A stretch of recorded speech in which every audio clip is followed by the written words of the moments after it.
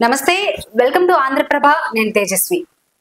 తెలంగాణలో అసెంబ్లీ ఎన్నికలు ముగిసిపోయి ఇప్పుడు లోక్సభ ఎలక్షన్స్ కి అయితే సంసిద్ధమవుతూ ఉన్నాయి అన్ని పార్టీలు కూడా. అయితే ముఖ్యంగా వచ్చేటప్పటికి బీఆర్ఎస్ ఓడిపోవడంతో ఈసారి లోక్సభ ఎలక్షన్స్ లో ఎలాగైనా సరే గెలవాలి అని చెప్పి కేటీఆర్ సమీక్ష సమావేశాలు అనేది నిర్వహించడం జరుగుతుంది. ఇప్పుడు ఆ సమావేశాలు ఎలా జరుగుతున్నాయి, దేని గురించి డిస్కస్ చేస్తున్నారు అనేది మనతో మాట్లాడడం కోసం ఆంధ్రప్రభ ఎడిటర్ వైఎస్ఆర్ శర్మ సార్ ఉన్నారు. సార్తో మాట్లాడదాము. నమస్కారం సార్. నమస్తే అండి సార్. మనం చూస్తూనే ఉన్నాము 17 లోక్సభ స్థానాలకి సంబంధించి కేటీఆర్ చాలా సీరియస్ గా తీసుకున్నారు. దాని గురించి మీ విశ్లేషణ. ఇప్పుడు మొన్న అసెంబ్లీ ఎలక్షన్స్ లో పరాజయం తర్వాత అటు క్యాడరు, అటు జిల్లా స్థాయి, రాష్ట్ర స్థాయి నాయకులు వాళ్ళల్లో నిరాశ నిస్పృహ లేకుండా చూడటం ఒక ఎత్తు.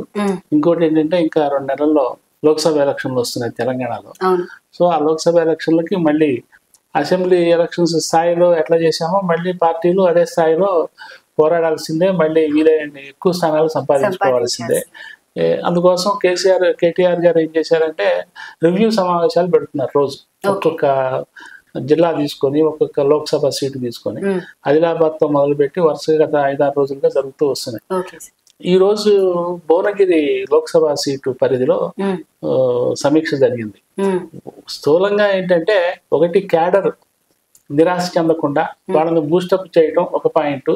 ఇంకోటి వాళ్ళ ద్వారానే అసెంబ్లీ ఎన్నికల్లో మనం ఎందుకు ఓడిపోయినాము అని వాళ్ళ చేత చెప్పించడం, వాళ్ళ అభిప్రాయాలు చెప్పించడం. ఎందుకంటే అధిష్టానం కూడా ఏం గుర్తించిందంటే మనం ఈ 10 ఏళ్ళు కార్యకర్తల్ని సరిగా పట్టించుకోలేదు, జిల్లా స్థాయి, మండల స్థాయి, గ్రామ స్థాయి పార్టీ క్యాడర్ ని పట్టించుకోలేదు అనేది గుర్తించింది.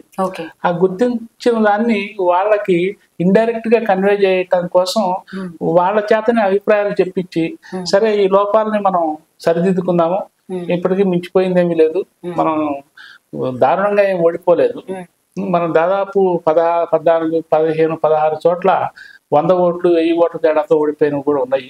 సో మనమేమంత దారుణంగా పరాజయం పాల్గొలేదు, మీరేమీ నిరాశపడద్దు అని చెప్పి వాళ్ళని కొంచెం బూస్టప్ చేస్తూ వస్తున్నారు. అట్ ది సేమ్ టైం లోక్సభకి ఎట్లా సన్నాహాలు, ఎట్లా సిద్ధం కావాలి, ఎవరెవరికి ఏ బాధ్యతలు అప్పగించాలి, పార్టీ ఏ అభ్యర్థిని నిర్ణయించినా సరే అందరూ కలిసికట్టుగా ఎట్లా పని చేయాలి అనే దాని మీద వాళ్ళకి కొంచెం కర్తవ్య బోధన చేయటం, ఇది ప్రధానంగా రోజు సాగుతూ వస్తున్నది.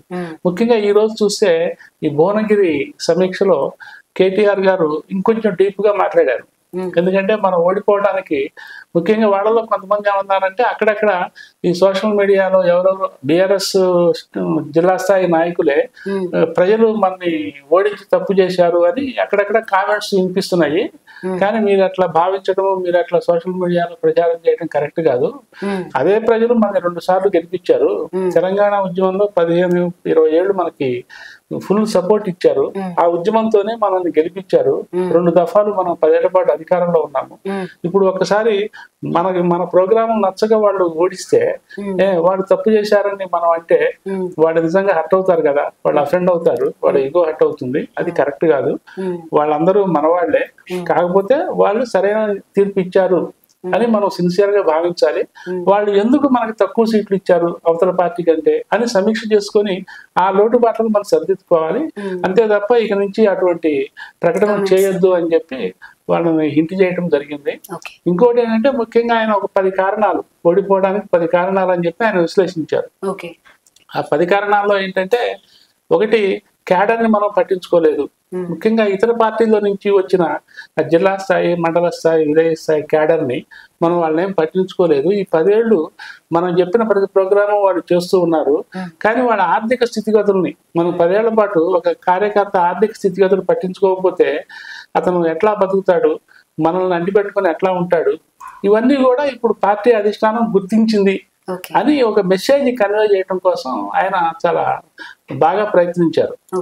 10 కారణాల్లో ఇంకా ఏంటంటే ఒకటి, దళిత బంధు ఉంది. దళిత బంధు కొంతమందికి వచ్చేసరికి మిగతా వాళ్ళందరూ వ్యతిరేకమైనారు. అట్లాగే రైతు బంధు ఉంది. రైతు బంధు ఇప్పుడు దళిత బంధు 100లో ఒకరికి రాకపోతే 100లో రాకపోయినా సరే వాడు హర్ట్ అవుతున్నారు.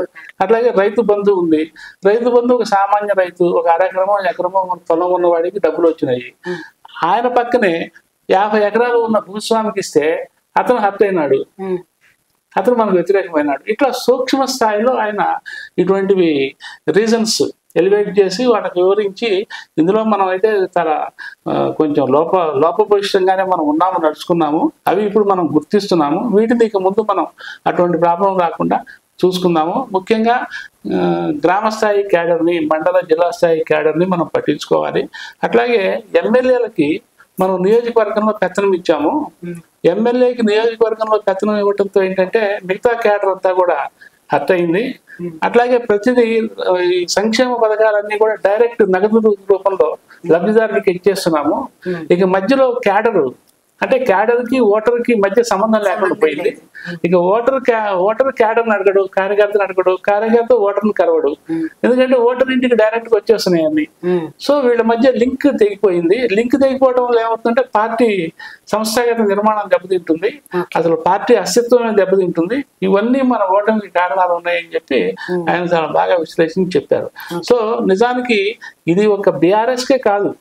ఇప్పుడు ఇంకొక మాట కూడా చెప్పారు ఏంటంటే, మేము అడ్మినిస్ట్రేషన్ ప్రభుత్వంలో దానిలో పడిపోయి పార్టీని మర్చిపోయినాం, పార్టీ నిర్మాణాన్ని, పార్టీని అభివృద్ధి చేయడాన్ని, మిమ్మల్ని కార్యకర్తలుగా అందరినీ మర్చిపోయినాము, ఇది కూడా ఒక పెద్ద దెబ్బ అన్నారు.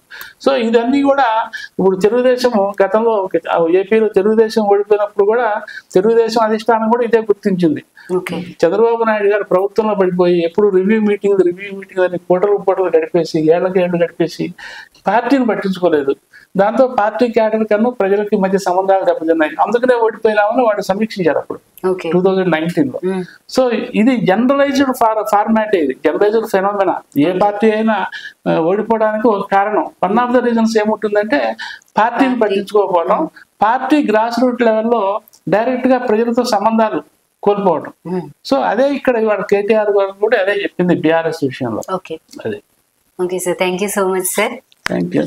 ఇది మొత్తానికైతే పరిస్థితి. ఉన్న 17 నియోజకవర్గాల్లో కూడా తప్పకుండా ఈసారి బీఆర్ఎస్ పార్టీ అయితే రావాలి. అసెంబ్లీ ఎలక్షన్స్ లో ఎందుకైతే ఓడిపోయింది అనే రీజన్స్ అయితే విశ్లేషించుకుని ఈ నెక్స్ట్ టైం రాబోయే ఎలక్షన్స్ లో అటువంటి తప్పులు అనేవి రాకుండా పార్టీ బలోపేతానికి కూడా కృషి చేసి, అలాగే ఈసారి ఎలాగైనా సరే సీట్లు వచ్చే విధంగా చూసుకోవాలి అని చెప్పి కేటీఆర్ అయితే చెప్పడం జరిగింది. ఇది వాళ్ళ విశ్లేషణ. మరో విశ్లేషణలో మళ్ళీ కలుద్దాం. అంతవరకు చూస్తూనే ఉండండి ఆంధ్రప్రభ.